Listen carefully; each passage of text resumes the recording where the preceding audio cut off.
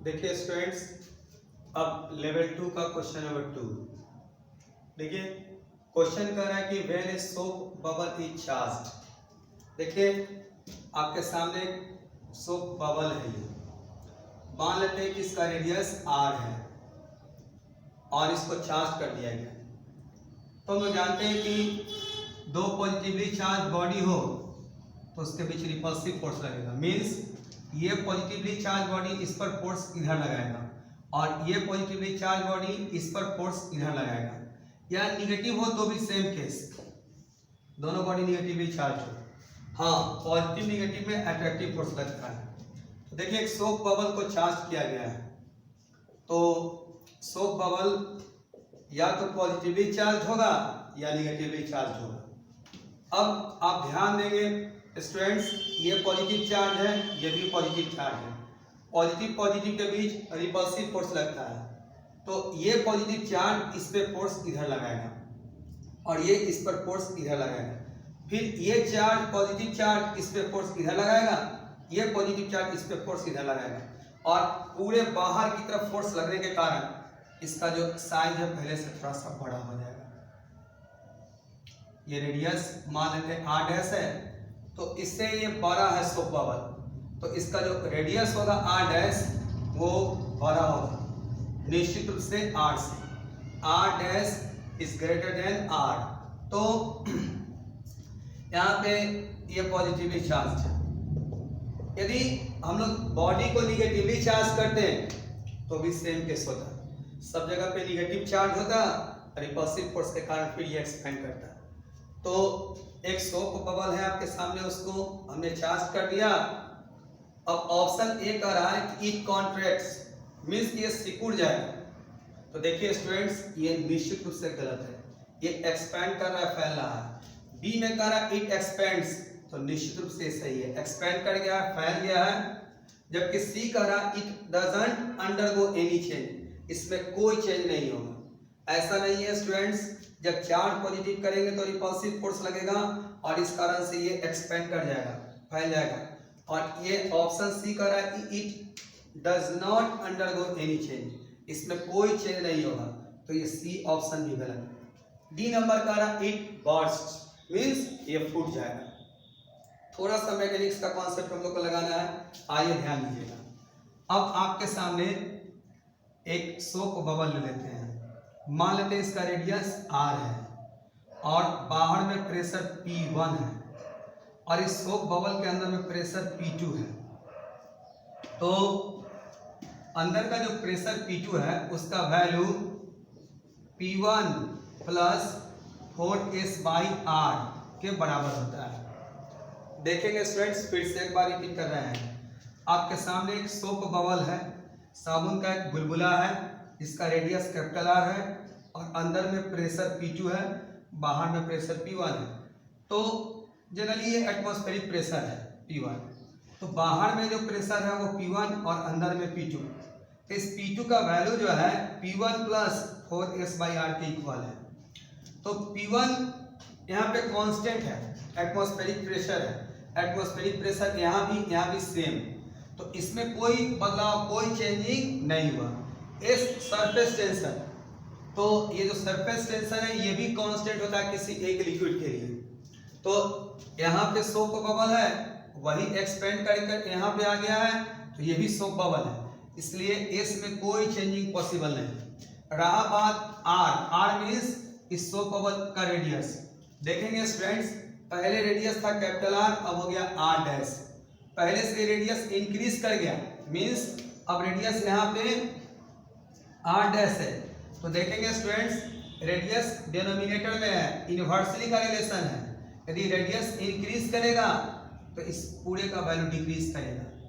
तो पहले r था, अब r डैश, रेडियस इंक्रीज कर गया तो ये पूरे का वैल्यू यहाँ पे डिक्रीज कर गया, इस टर्म का वैल्यू डिक्रीज कर गया, तो P2 का वैल्यू भी डिक्रीज कर गया। P2 is equal to P1 plus 4s/r है, ये पूरा टर्म डिक्रीज कर रहा है, तो P2 भी डिक्रीज कर गया। मींस अंदर का प्रेशर, इस सोप बबल का प्रेशर डिक्रीज किया, कब? जब हम लोगों ने इसको चार्ज किया। तो अंदर प्रेशर डिक्रीज करेगा तो इसका बर्स्ट मींस फूटने का संभावना और घट जाएगा। तो ऑप्शन डी भी हम लोग का गलत है। देखिए स्टूडेंट्स, अब next question number 3, the surface charge density in coulomb per metre square of the earth is about. Question ये कह रहा है कि अर्थ का सरफेस चार्ज डेंसिटी क्या होगा। आइए स्टूडेंट्स बात करते हैं अर्थ का। देखिए ये अर्थ है और अर्थ के सरफेस पे ये अर्थ जो है, सबसे पहले तो कि ये स्फेरिकल है, इसका शेप लगभग हम लोग स्फेरिकल मानते हैं और ये इसका सेंटर है और यहाँ से यहाँ तक के स्ट्रेट लाइन को हम लोग रेडियस बोलते हैं। तो जो अर्थ है उसका शेप स्फेरिकल है और इसका रेडियस अप्रॉक्स 6.4 इंटू 10⁻⁶ मीटर होता है। तो देखिए स्टूडेंट्स, ये अर्थ है स्फेरिकल है, शेप में अप्रॉक्सीमेटली स्फेरिकल होता है और इसका रेडियस इतना दिया हुआ है 6.4 इंटू 10⁻⁶ मीटर और अर्थ का सरफेस निगेटिवली चार्ज होता है।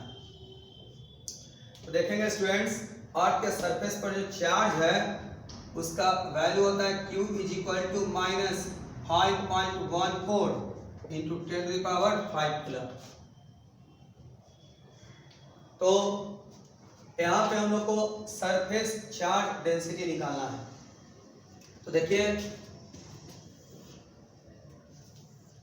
सरफेस चार्ज डेंसिटी को हम लोग सिग्मा से डिनोट करते हैं और सिग्मा बराबर होता है चार्ज अपॉन सरफेस एरिया।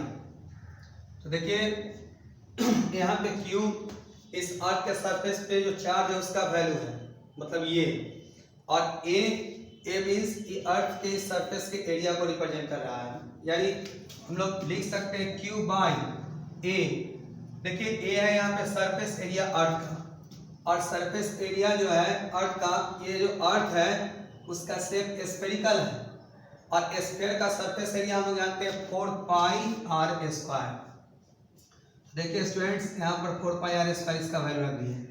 अब देखिए ऊपर में Q, तो Q का वैल्यू इतना है -5.14 into 10⁵ coulomb upon 4 and value of pi is 22/7 और R इस अर्थ का रेडियस है जिसका वैल्यू 6.4 इंटू 10⁶ मीटर है। चलिए इसका होल स्क्वायर कर देते हैं। यहाँ r² है तो r का हमने यहाँ वैल्यू रखा और उसका होल स्क्वायर। देखिए स्टूडेंट्स 7 ऊपर चला जाएगा, मीन्स ये माइनस यहाँ रख देते हैं हम 5.14 और ये 7 ऊपर चला गया तो इंटू 7 अपॉन यहाँ 4 है और ये 22 है, साथ ही साथ 6.4 का होल स्क्वायर है तो 6.4 इंटू 6.4 इंटू, देखिए ऊपर 10⁵ है और नीचे 6 में 2 से मल्टीप्लाई हो जाएगा, 10⁶ है और होल का पावर 2 है तो 6 में 2 से मल्टीप्लाई कर देंगे 12 और ऊपर जाके हो जाएगा -12। और इस तरीका से हम लोग इसको सॉल्व करते हैं तो सिग्मा इज इक्वल टू, इसको मल्टीप्लाई करके और इसको फाइनली आप सॉल्व करेंगे तो ये अप्रॉक्सीमेटली 10 इंटू -10⁻⁹ पर मीटर स्क्वायर। देखिए चार्ज अपॉन एरिया है, चार्ज का यूनिट कूलम और एरिया का मीटर स्क्वायर। ऐसे भी यहाँ लिखा हुआ है कूलम पर मीटर स्क्वायर में डिफाइन करना है तो -10⁻⁹ कूलम पर मीटर स्क्वायर। आप इसको सॉल्व करेंगे तो इतना वैल्यू आ जाएगा। देखिए स्टूडेंट्स, अब क्वेश्चन नंबर हम लोग 4 की बात करते हैं। Consider a neutral conducting sphere. Conducting sphere कहने का सेंस एक मेटल का स्फीयर है और साथ ही साथ न्यूट्रल है, मीन्स कि उस कंडक्टिंग स्फीयर पे, उस मेटल के स्फीयर पे नेट चार्ज 0 है। चलिए हम एक फिगर आपको बना देते हैं। यहाँ ये मेटल का स्फीयर है और इस पर नेट चार्ज 0 है। आगे स्टेप में कह रहा है a positive point charge is placed outside the sphere. देखिए एक पॉजिटिव पॉइंट चार्ज यहाँ पे हम लोग रख देते हैं ऐसे, ये पॉजिटिव पॉइंट चार्ज है तो the net charge on the sphere is then, तो इस स्फीयर पे नेट चार्ज कितना होगा ये पूछा जा रहा है। देखिए स्टूडेंट्स, हम लोग जानते हैं कि पॉजिटिव के बीच रिपल्सिव फोर्स लगता है। ये पॉजिटिव चार्ज इस पे फोर्स इधर लगाएगा और ये इस पर फोर्स इधर लगाएगा, बट पॉजिटिव निगेटिव के बीच अट्रैक्टिव फोर्स लगता है। ये निगेटिव वाला इस पॉजिटिव वाले पे फोर्स इधर लगाएगा और ये पॉजिटिव वाला इस निगेटिव वाले पे फोर्स इधर लगाएगा। तो आप देखिए यहाँ पे पॉजिटिव चार्ज है, तो ये पॉजिटिव चार्ज इसके सारे निगेटिव चार्ज पे फोर्स इधर की तरफ लगाएगा और यहाँ पे निगेटिव चार्ज एक्युमुलेट कर जाएगा। जबकि ये पॉजिटिव चार्ज इसके सारे पॉजिटिव चार्ज पे फोर्स इधर लगाएगा और यहाँ पे पॉजिटिव चार्ज अपीयर होगा। तो देखिए स्टूडेंट्स, हम लोग चारों ऑप्शंस को एक एक करके पढ़ते हैं। क्वेश्चन में कह रहा है कि the net charge on the sphere, इस स्फीयर पे नेट चार्ज क्या होगा ये पूछ रहा है। Number A negative and distributed uniformly. देखिए स्टूडेंट्स, इस बॉडी पे निगेटिव चार्ज तो है, साथ ही साथ पॉजिटिव चार्ज भी है। तो इस ऑप्शन ए में सिर्फ कह रहा है निगेटिव एंड डिस्ट्रीब्यूटेड, निगेटिव तो कह ही रहा है, साथ ही साथ कह रहा है कि डिस्ट्रीब्यूट भी करेगा। तो निश्चित रूप से ये चार्ज डिस्ट्रीब्यूट नहीं करेगा जब तक ये पॉजिटिव चार्ज रहेगा, क्योंकि ये पॉजिटिव चार्ज इस निगेटिव चार्ज को इधर की तरफ अट्रैक्ट कर रहा है। तो ऑप्शन ए दो जगह से गलत हो रहा है। एक तो कह रहा है कि निगेटिव, इस पे नेट चार्ज निगेटिव है। देखिए यहाँ पे आप देखेंगे इस वर्ड को, नेट चार्ज की बात हो रही है, तो नेट चार्ज इस पे निगेटिव नहीं है, तो ये गलत। और डिस्ट्रीब्यूशन की बात करा तो वो भी गलत। तो ऑप्शन ए हम लोग का गलत है। बी नंबर में आइए, कह रहा है negative and appears only at the point, negative है और appears at the only at the point on the sphere closest to the point charge. तो ये closest to the point charge में कह रहा है निगेटिव चार्ज, तो ये सही है कि ये पॉजिटिव चार्ज है और ये निगेटिव चार्ज है। तो इस निगेटिव चार्ज के क्लोजेस्ट में पॉजिटिव चार्ज है। देखिए निगेटिव एंड अपीयर्स, यहाँ निगेटिव है only at the point on the sphere, यहाँ पे स्फीयर पे अपीयर हो रहा है पॉइंट पे। Closest to the point charge, इस पॉइंट चार्ज के क्लोजेस्ट में, ये आपका पॉइंट चार्ज है। लेकिन देखिए स्टूडेंट्स, इस क्वेश्चन के इस वर्ड को आप खास ध्यान देंगे, यहाँ पे नेट चार्ज की बात हो रही है। तो नेट चार्ज की बात करें तो जितना यहाँ निगेटिव होगा उतना ही यहाँ पॉजिटिव। इस बात को हम लोगों ने इंडक्शन में पढ़ा था। तो इस चार्ज को इस चार्ज के साथ जब हम लोग ऐड करेंगे तो हम लोग का नेट चार्ज 0 हो जाएगा। तो हम लोग का ऑप्शन बी भी गलत है। यहाँ नेट चार्ज की बात हो रही है जबकि ये सिर्फ निगेटिव को एक्सप्लेन कर रहा है। सी में आइए, negative and distributed non uniformly. देखिए फिर कह रहा है कि निगेटिव होगा और इस पे डिस्ट्रीब्यूट करेगा, तो दोनों ही बात गलत है। और डी में कह रहा है कि 0, तो ऑप्शन सी भी हम लोग का गलत। और डी में कह रहा है कि नेट चार्ज 0 होगा। यहाँ पे नेट चार्ज की बात हो रही है, तो जितना यहाँ निगेटिव चार्ज उतना ही यहाँ पॉजिटिव चार्ज, दोनों को ऐड करेंगे तो नेट चार्ज 0। तो निश्चित रूप से हम लोग का ऑप्शन डी करेक्ट है। देखिए स्टूडेंट्स, क्वेश्चन नंबर 5 की बात करते हैं। ये क्वेश्चन नंबर 5 और लेवल 2 का ही क्वेश्चन नंबर 1, दोनों लगभग सेम है, सिमिलर टाइप का क्वेश्चन है। तो आप फर्स्ट को सॉल्व कर चुके हैं, फर्स्ट को बना चुके हैं, हमने तो एक्सप्लेन कर ही दिया था बोर्ड पे, तो आप उसको देख लीजिए और आपसे 5 नंबर निश्चित बन जाएगा। सिमिलर क्वेश्चन है, तो इस 5 को हम ड्रॉप करते हैं और आइए क्वेश्चन नंबर 6 की बात करते हैं। तो इसको हमने आपको पढ़ाया था, 5 मेटल बॉल्स 1 2 3 4 5, शायद आपको याद होगा। ये क्वेश्चन हम आपको बनवा चुके हैं प्रीवियस वीडियो लेक्चर में। और कॉन्सेप्ट ये था कि 2 पॉजिटिव चार्ज बॉडी के बीच में रिपल्सिव फोर्स लगता है, 2 निगेटिव चार्ज बॉडी के बीच में भी रिपल्सिव लगता है, लेकिन पॉजिटिव और निगेटिव के बीच अट्रैक्टिव है, और साथ ही साथ पॉजिटिव और न्यूट्रल के बीच में भी अट्रैक्टिव होता है, और निगेटिव और न्यूट्रल के बीच में भी अट्रैक्टिव होता है। इससे रिलेटेड क्वेश्चन था 6 नंबर, इसलिए इस 6 नंबर को हम ड्रॉप कर रहे हैं। और यदि आपको कन्फ्यूजन हो तो प्रीवियस वीडियो लेक्चर देख लीजिए, वहाँ से आपको क्लियर हो जाएगा। आइए अब हम लोग क्वेश्चन नंबर 7 की बात करते हैं स्टूडेंट्स। देखिए स्टूडेंट्स, इस प्रॉब्लम को समझने के लिए कुछ बेसिक कॉन्सेप्ट पहले हम लोग को जानना है। सबसे पहले बात करते हैं एटॉमिक नंबर का। देखिए स्टूडेंट्स, एटॉमिक नंबर को हम लोग जेड से डिनोट करते हैं, और किसी भी एटम का एटॉमिक नंबर ऑफ प्रोटॉन के इक्वल होता है। मीन्स बात करते हैं कार्बन का। देखिए कार्बन का एटॉमिक नंबर 6 है, तो स्टूडेंट्स इसके पास 6 प्रोटॉन है एक एटम के पास, ये ध्यान में रखना है। नेक्स्ट स्टेप मास नंबर की बात करते हैं हम लोग। तो मास नंबर को हम लोग ए से डिनोट करते हैं, और किसी भी एटम के अंदर में जो न्यूक्लियस होते हैं, तो number of proton plus number of neutron, मतलब प्रोटॉन और न्यूट्रॉन के नंबर्स के समेशन को हम लोग मास नंबर कहते हैं। Means number of proton plus number of neutron is called mass number, और इसे ए से डिनोट करते हैं।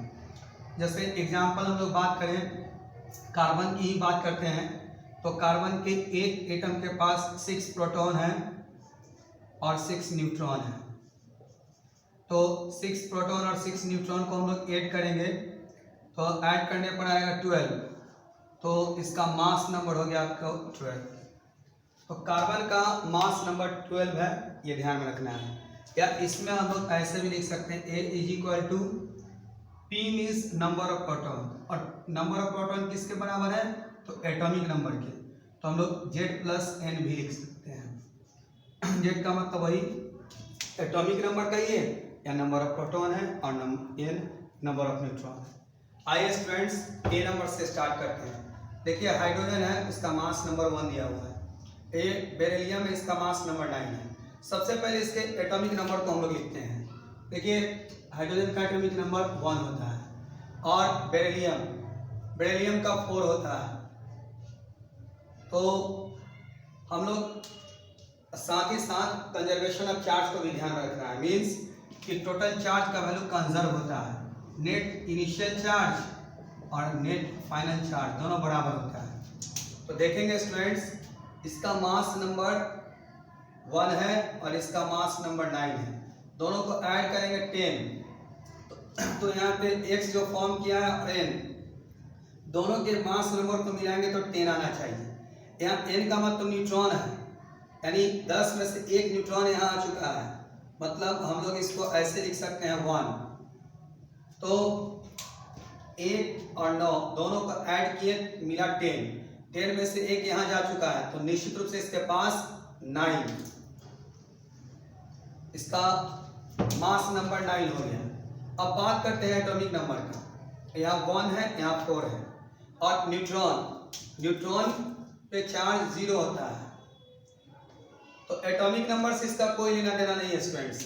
तो हम लोग 1 और 4 दोनों को ऐड कर देंगे तो हो जाएगा 5। तो देखिए 5 जो है यहाँ पे बोरॉन का, hydrogen, helium, lithium, beryllium, boron, तो यहाँ x के रूप में ये जो है ये बोरॉन को रिप्रेजेंट कर रहा है। मीन्स यहाँ A में x के लिए B मीन्स बोरॉन लिख सकते हैं हम लोग, और बोरॉन के लिए यहाँ पे हम लोग 9 है और ये 5 है, 9 लिखते हैं मास नंबर के रूप में।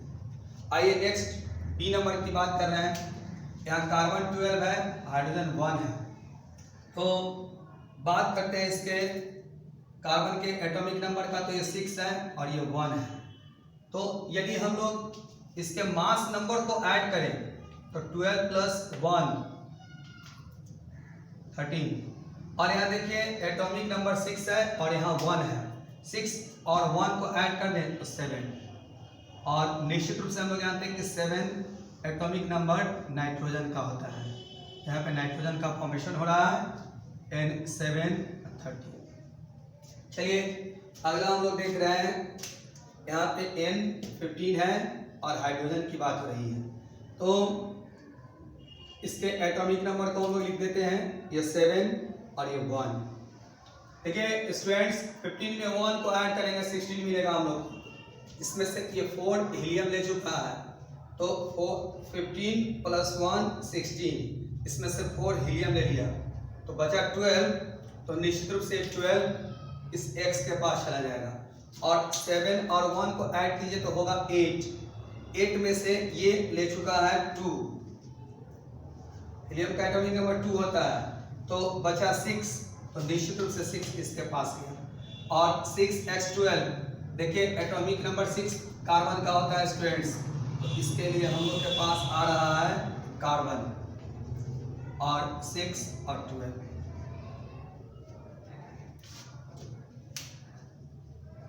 देखिए स्टूडेंट्स आपके सामने ये क्वेश्चन नंबर 8, एक्चुअल में इस क्वेश्चन को हमने एनसीईआरटी के बुक से लिया है, तो ये आपका एनसीईआरटी बुक का क्वेश्चन है। आइए थोड़ा सा बढ़िया से इसको पढ़ते हैं और समझते हैं। सबसे पहले स्टूडेंट्स ये देखना है कि क्वेश्चन कह क्या रहा है। ए पॉलीथीन पीस, चलिए स्टूडेंट्स मान लेते हैं कि ये पॉलीथीन का पीस है, पॉलीथीन पीस,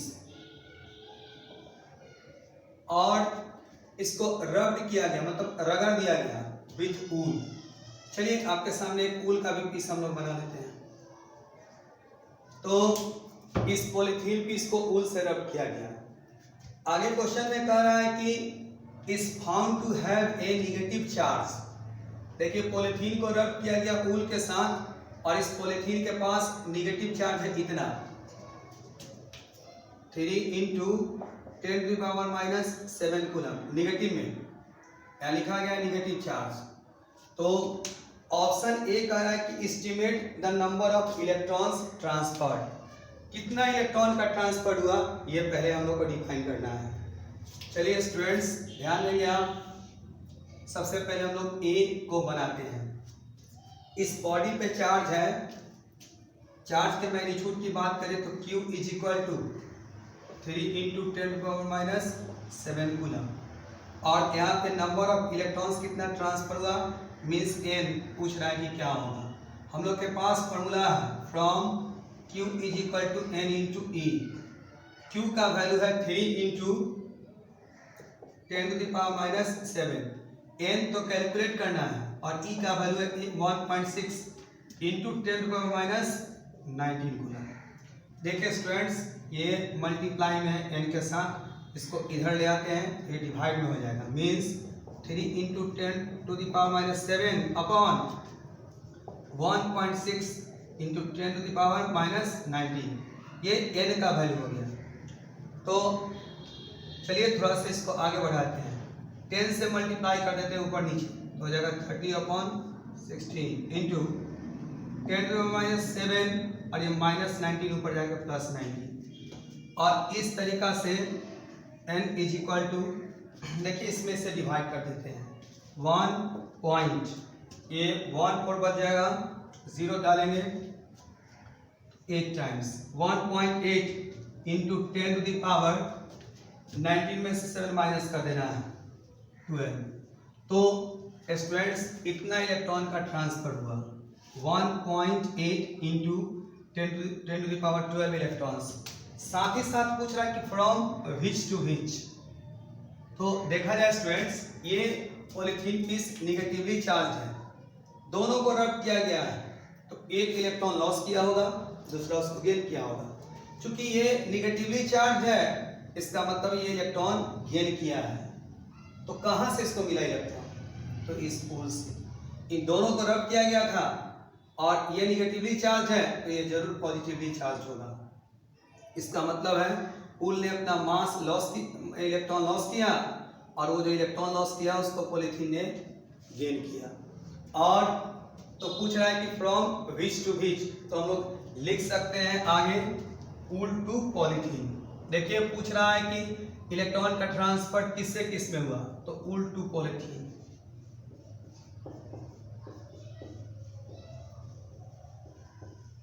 ये हम लोग का पार्ट ए कंप्लीट हुआ, पार्ट बी भी है इसमें। तो देखेंगे स्टूडेंट्स क्वेश्चन में कह रहा है कि is there a transfer of mass, sorry students यहाँ मास छूट गया है, फ्रॉम पूल टू पॉलीथीन। तो क्वेश्चन में ये पूछ रहा है कि क्या मास का भी ट्रांसफर हुआ पूल से पॉलीथीन। तो ऐसे भी देखिए इस क्वेश्चन का आंसर यहाँ लिखा हुआ है ही, पूल टू क्या पॉलीथीन, तो हमने लिखा ही था। ये पूछ रहा है कि क्या वूल से पॉलीथीन पर मास का ट्रांसफर हुआ, तो देखिए स्टूडेंट्स, आपने देखा कि यहाँ से इलेक्ट्रॉन इसमें गया, ऑब्वियसली है ये इलेक्ट्रॉन लॉस कर रहा है, तो इसका मास डिक्रीज करेगा, डिक्रीज। और ये इलेक्ट्रॉन को गेन किया है, तो निश्चित रूप से इसका मास इंक्रीज करेगा। तो इस क्वेश्चन में पूछ रहा है कि is there a transfer of mass from wool to polythene. तो देखिए स्टूडेंट्स, यहाँ से यहाँ इलेक्ट्रॉन के ट्रांसफर होने के कारण मास का भी ट्रांसफर हुआ, तो निश्चित रूप से यस।